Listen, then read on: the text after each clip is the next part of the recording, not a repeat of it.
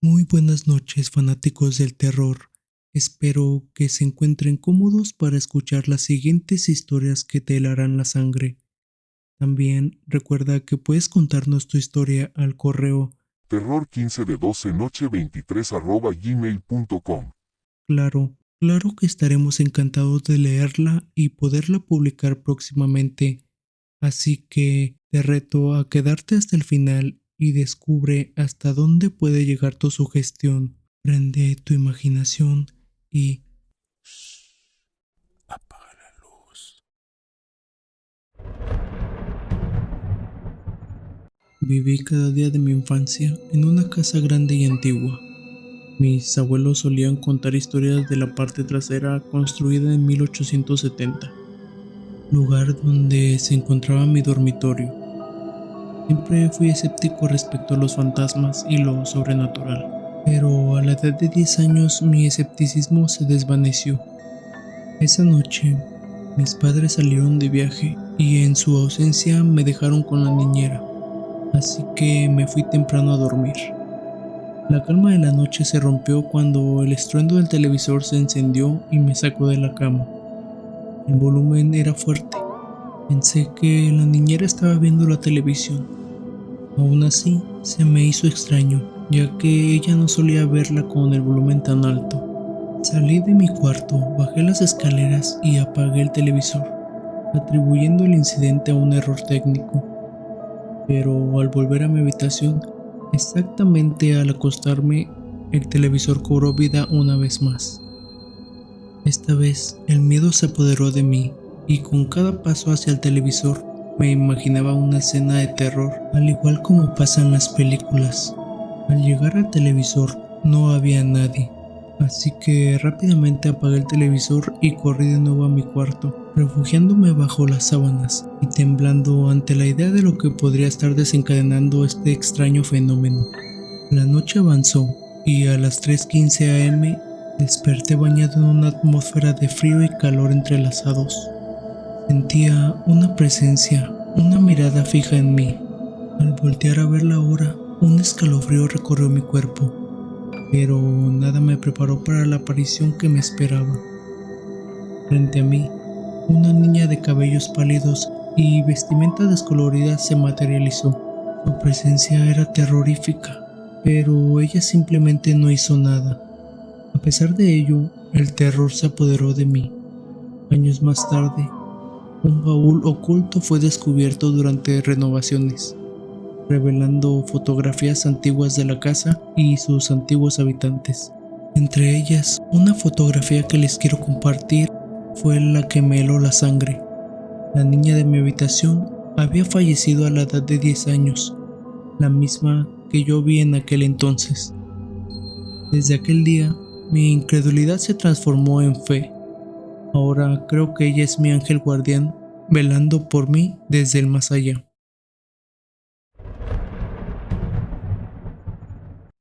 Era una noche inusualmente oscura y el aire estaba cargado de un silencio sobrenatural. Después de mis clases de karate, como cada miércoles, visitamos la casa de unos amigos de mis padres. Su hogar normalmente es cálido y acogedor, pero esa noche sentía diferente. La noche parecía más oscura de lo habitual y un ambiente de frío se sentía en la cocina. Sentado en la mesa, algo me inquietaba. De pronto, el murmullo de las conversaciones de mis padres con sus amigos se ahogó en un silencio sepulcral y una sensación de inminente desgracia me envolvió.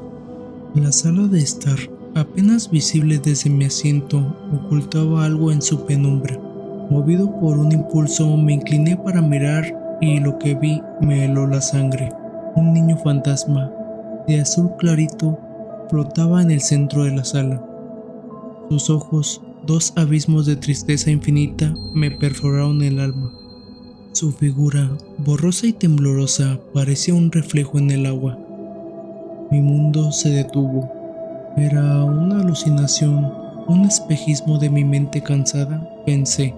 Ese espectro me observaba. Sus ojos imploraban ayuda, un mensaje urgente que no podía descifrar. De repente, el silencio se rompió con el sonido de su llanto, un lamento mudo que resonaba en mi cabeza. Lágrimas como cristal brillante caían, desapareciendo antes de tocar el suelo. Paralizado, mi corazón latía al ritmo de su dolor. Mis padres y sus amigos seguían charlando, ignorantes del drama que se desplegaba ante mí. Porque yo fui el único testigo de esa aparición, que es lo que quería revelarme. Con esfuerzo sobrehumano me levanté, decidido a enfrentar al fantasma. Pero al cruzar el marco de la cocina hacia la sala, el niño se esfumó, dejando tras de sí solo el eco de su llanto fantasmal. Esa noche quedó grabada en mi memoria, y el enigma del niño fantasma azul me persigue, y en noches de viento helados y luces titilantes siento su presencia acechándome desde las sombras, esperando el momento para revelar su verdad oculta. Eran los años 90, cuando los indígenas chamulas de Chiapas se levantaron en armas creando un ejército zapatista de liberación nacional. Debido a esto, fue que me mandaron junto con mi batallón militar de infantería a combatir a los que se voltearon en contra del gobierno. Fue en la sierra de Chiapas, ahí en lo alejado y a orillas de un camino de difícil acceso, donde construimos un búnker en una cueva abandonada, el cual nos serviría como base para así comenzar a estudiar la guerrilla. Nadie sabía que ese era nuestro escondite, porque nuestra estrategia consistía solo en salir en las noches, ya que nuestro trabajo era únicamente espiar a los campesinos para de esta manera obtener información. Pasaron 3 días sin problema alguno hasta que en la tercera noche, a eso de la 1 de la madrugada, uno de los sensores de movimiento nos alertó que alguien se aproximaba. Inmediatamente todos nos armamos y cortamos cartucho en espera del enemigo, pero para nuestra sorpresa, este nunca llegó, así que decidimos revisar el perímetro y con la ayuda de unos binoculares captamos a un animal caminando cerca de nuestra base. Con un poco de alivio, todos volvimos a dormir y la noche continuó normal. Justo cuando estaba por caer dormido, el sargento en guardia me levanta muy alterado diciendo que había visto un animal cuyo tamaño no correspondía al de otro antes visto. Díaz, levántate, por favor ven a ver esto. Yo me levanté muy molesto y medio dormido. Decidí hacer caso a mi compañero, pero al observar hacia donde mi compañero apuntaba, todo el sueño que tenía se me fue de manera súbita. A escasos metros de nuestra posición, podíamos ver al mismo animal que horas antes había activado el sensor. Este era un perro, pero lucía mucho más grande. Su tamaño era similar al de un caballo recién nacido, un gran pelaje negro y manchas grises, algo así como un lobo. Pero eso no era todo. Lo extraño es que el animal llevaba en su lomo un puerco de tamaño regular y algunas gallinas que curiosamente las traía amarradas de las patas como si éste las hubiera atrapado. Mientras lo observábamos me di cuenta que aquel animal sabía que estábamos allí, porque desde que nos ubicamos en el lugar hasta que se perdió en la maleza, aquel enorme perro nunca nos quitó la mirada de encima. En cuanto salió el sol y todos comenzaron a despertar, le platicamos a los compañeros de lo visto esa noche. Aunque para nuestra sorpresa muy pocos creyeron nuestra historia, incluso algunos hicieron bromas al respecto. Y así llegó la cuarta noche, la cual fue cuando me tocó hacer guardia y de nueva cuenta los sensores de movimiento se activaron, alertándonos de la presencia de intrusos. Así que nuevamente todos tomaron sus armas y cortaron cartucho, pero para el asombro de todos, nuevamente no eran enemigos, era ese maldito perro de apariencia siniestra. Pero ahora no fuimos solo mi compañero y yo los testigos de aquella presencia, sino toda la compañía militar, quienes no terminaban de creer lo que estaba ante sus ojos. Esta vez, el perro llevaba en su espalda un borrego y varios conejos. Además, que nadie venía con él. Era como si se mandara solo. ¿Y cómo no hacerlo con semejante tamaño descomunal? Sin mucho que pensar, mis compañeros salieron del búnker para tratar de intimidar a aquel animal, pero este ni siquiera se inmutó, mucho menos se espantó. Por el contrario, al tenernos de frente, ocurrió algo que sería lo último que habríamos pensado que pasaría, pues este ser pronunció palabras como si de otra persona se tratara. Este es mi camino, este es mi pueblo. Aquí los extraños son ustedes y no yo. No me molesten y déjenme tranquilo. Ante esto, yo no podía siquiera moverme del miedo que sentí, pero mi mero teniente, que era una persona ruda, sacó su fusil y cortó cartucho. Aunque, para asombro y horror de los presentes, este se atoró. Parecía no funcionar.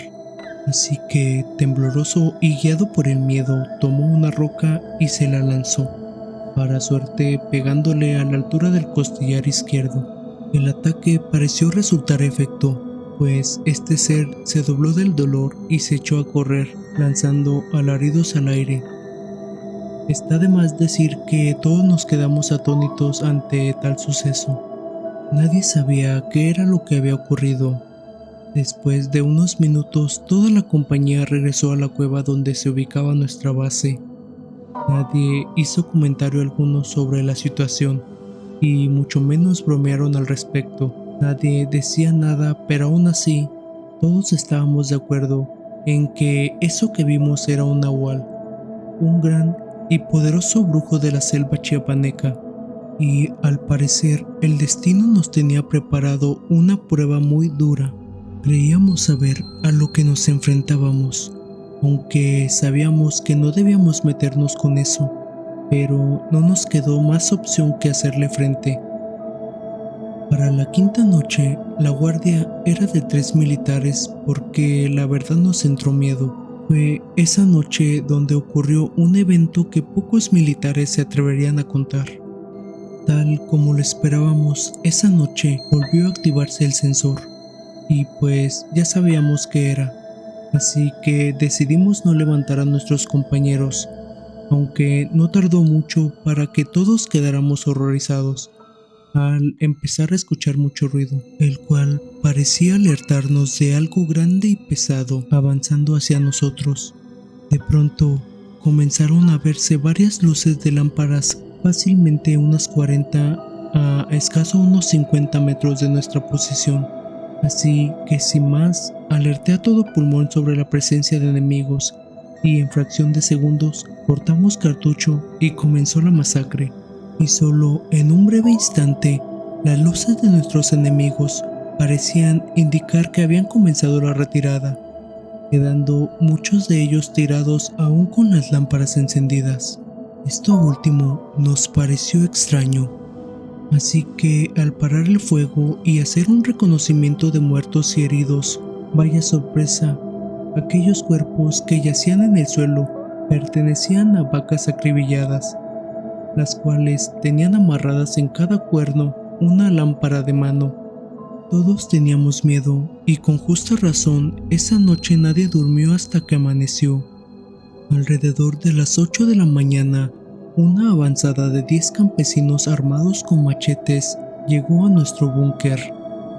Ante el asombro por ver que habían descubierto nuestro escondite, dejamos que el líder de ellos se entrevistara con nuestro teniente, para acto seguido reclamarle el por qué le habíamos robado sus animales, tanto como sus gallinas, chivos y hasta puercos, y que, por si fuera poco, la masacre de la noche anterior hacia sus vacas.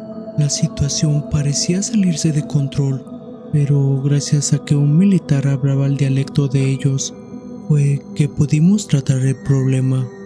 El compañero traductor le comentó todo lo que habíamos vivido desde la tercera noche que llegamos, pero el campesino no creía lo contado y decidió quedarse esa noche con nosotros para dar fe de los hechos.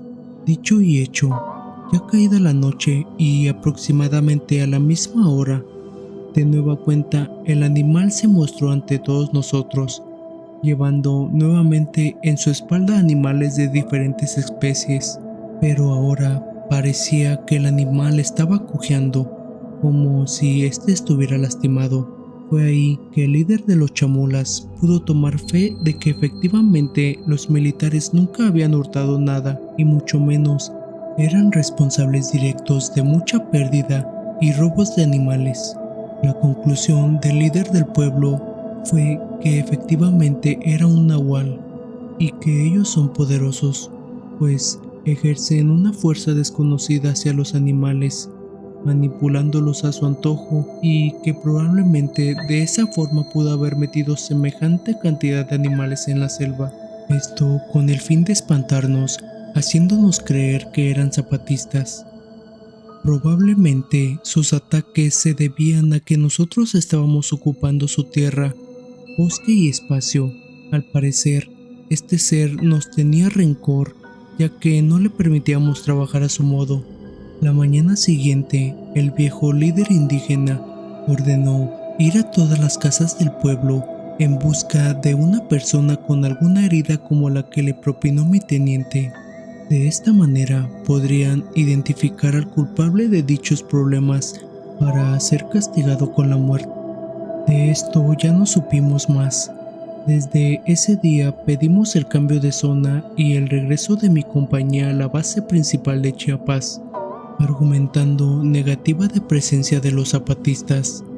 Pero antes de retirarnos, hicimos un juramento, el cual consistía en no tocar el tema y mucho menos dar detalle a nuestro campamento de lo sucedido.